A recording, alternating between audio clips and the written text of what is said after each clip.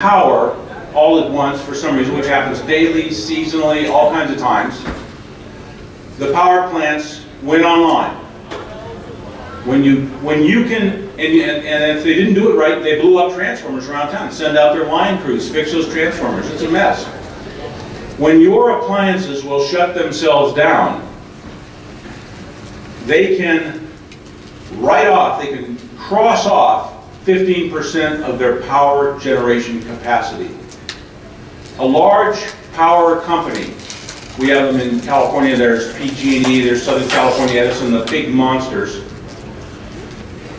can literally shut down an entire power generating plant that would represent 15% of their productive capacity.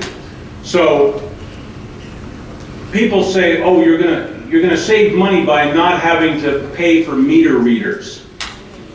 You know, that's not where they're saving money. They're not going to be blowing up transmitters. They're going to be firing half of their line crews. They're going to be shutting down 15% of their power generation capacity. They're going to be collecting your personal data. There's a data recorder in there. They're going to be selling your data to the highest bidder. And they're going to be sharing it, obviously, as we know, with the NSA and everybody else. Obama came out, 2 days ago and said, this is really an important thing to have all this NSA, he was talking about the telephone records. He said, this is really great. We can go in after the fact and we can hunt down these terrorists because we got all this data. So I was thinking to myself, I said, boy, you know what I'd like to do, and there's somebody in this audience that could do this, so I'm not going to do it. I'd like to set up my own little PBX system. And you can pick up your phone and call me. And the phone says to you, you are on private line. This business is called private line. Please dial your number. And you dial that number, and now you have the company named Private Line anonymizing your phone call. So there's different ways that we're all going to have to think of how I'm going to stay private, how am I going to stay out of this problem. When you have your smart meter, and it's sharing all this data, it's recording all your time of day incidents in your house. Every time you flip on a light, your bathroom heater, whatever, the power company knows forever what room you were in and what you were doing in that room. Or maybe how many people were in the house, or whether there was anyone in the house. This is surveillance data. This is a camera in your house of your personal and private activities in your house. That is what it is for. And the data recorder is in every digital meter. I'll explain how this works.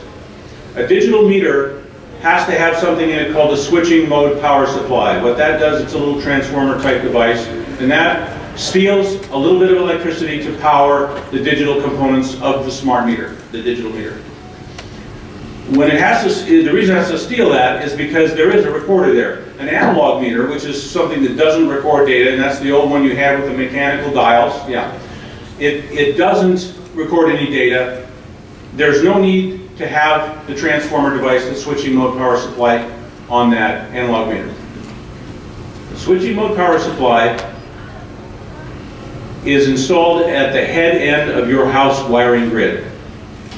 Now get this, imagine I was the engineer and GE or Itron or one of these meter companies came to me and said, design this meter, it's got a switching mode power supply, it's going to record data, we're going to transmit the data up with high energy density pulsed radiation, we're going to use weaponized radiation so we can punch that with low wattage all the way up to our relays.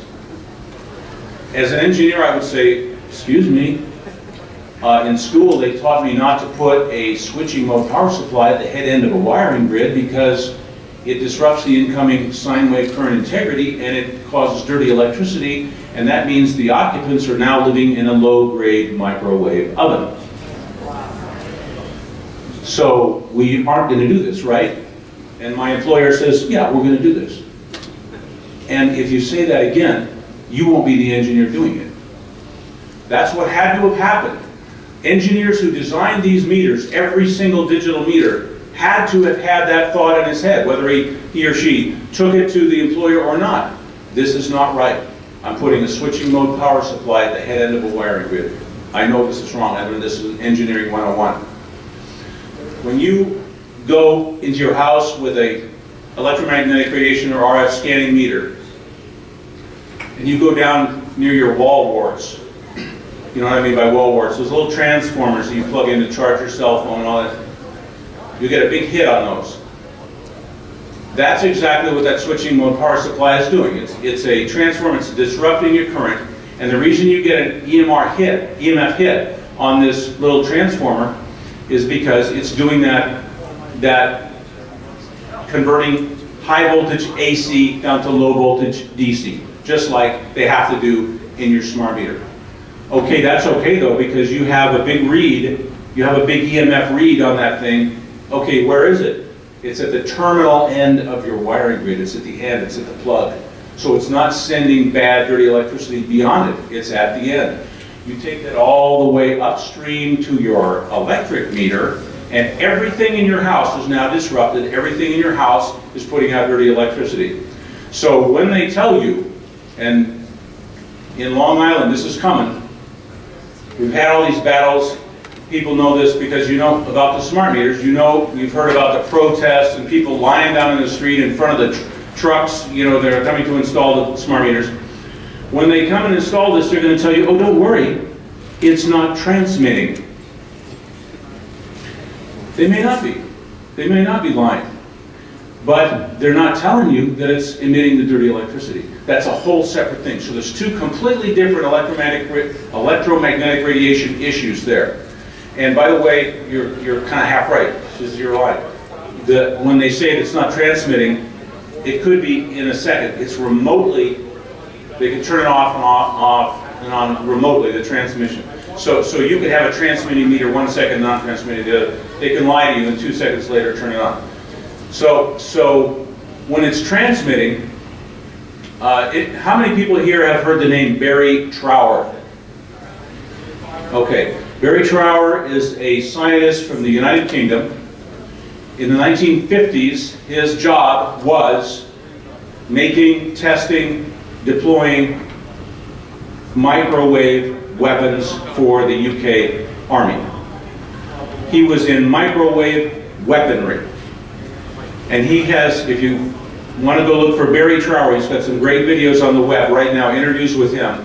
And he says, here's how it works. When a young girl is exposed to these microwaves, and this is exactly the same kind of radiation and energy as he dealt with weaponized radiation. This is high energy density pulse radiation when they're doing the transmitting. That will damage her reproductive system. And she will have genetic disorders in her offspring, and those genetic disorders are irreparable and will be in the family line forever. That's what this does. I got interested in this because of the surveillance. And I put a video on YouTube called Smart Meters. You may have seen it. That one did like a couple million views, but all viral, and surprised the heck out of me. I was just angry. I said, how dare they put a surveillance device on my house? I knew nothing of the radiation at the time, or wasn't concerned with it. And then I thought, well, I'm going to help people. You know, I could sell analog meters and say, here, put one of these back on your house. They put a digital meter. Here's a good calibrated, zeroed, standard, tested, industry standard analog meter. I'll sell them. Now you know where to get them.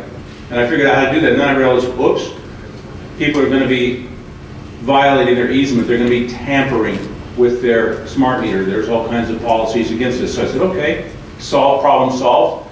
I'll write an 11-page notice, a legal notice. So here you go, power company. I haven't changed my meter yet. I've got my analog meter sitting right here.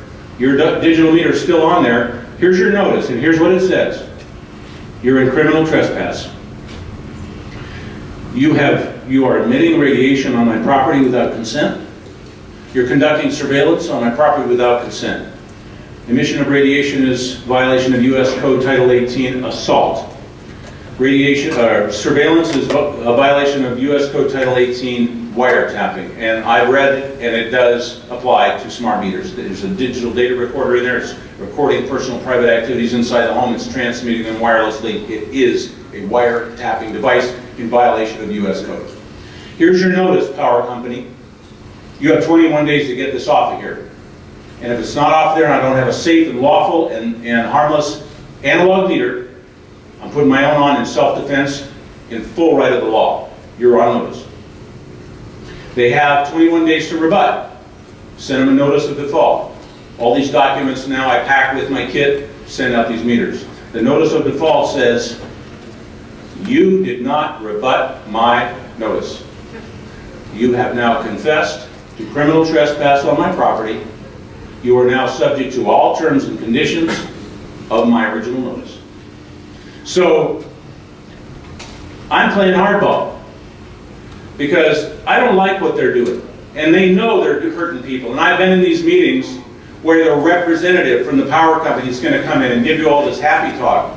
It's harmless, and we're going to protect the data, and blah, blah, blah. You know, when have you ever seen a database protected? You know, we're all, if you ever shopped at Target stores, you know, whatever. They don't, you know, they've hacked into the Pentagon, they've hacked into NSA. They're gonna lose this data. So don't tell me the data's safe. And I think that's what's you're probably going to start going through what we've been going through in California for 4 or 5 years now. Long Island, you're going to have the public meeting, and the representative from the power company is going to be invited. And some of them talk real good, and they're lying, and they lie right through their teeth. Here's one of their favorite lies. Here's one to look out for. It only transmits 3 minutes a day. Okay, let's see what that means. Every 2 seconds, it shoots out a nanosecond pulse, to about 2 or 3 nanoseconds. That means 2 or 3 thousandths of a second. High energy density pulse radiation goes through your body like a bullet every 2 minutes. And they're pinging each other constantly. All your meter, your neighbor's meter, ping, ping, ping, ping, ping. And the data that goes across only goes maybe once every 10 transmissions. They have to do all this pinging business to just say, are you still there? Okay, thank you. Are you still there? Okay, thank you. For some reason, technically, that's a big important thing. They'll tell you, first of all, we're only transmitting data this often, and that means they're doing actual transmission of useless microwaves 10 times as much or 100 times as much. And then they'll tell you we're only doing three times a day. What they did was they added up 2 thousandths of a second all day long, 2 seconds, every 2 seconds all day, and that added up to a total of 3 minutes. So that is a lie. That is intentional misdirection. That is deception. And your power company from, it's PSEG now, it's a new, yeah, they're going to come here and probably try to tell you that. I get calls every day, and it's almost the same conversation every time. Somebody calls up and said, oh, my whole family got sick, my kids got asthma.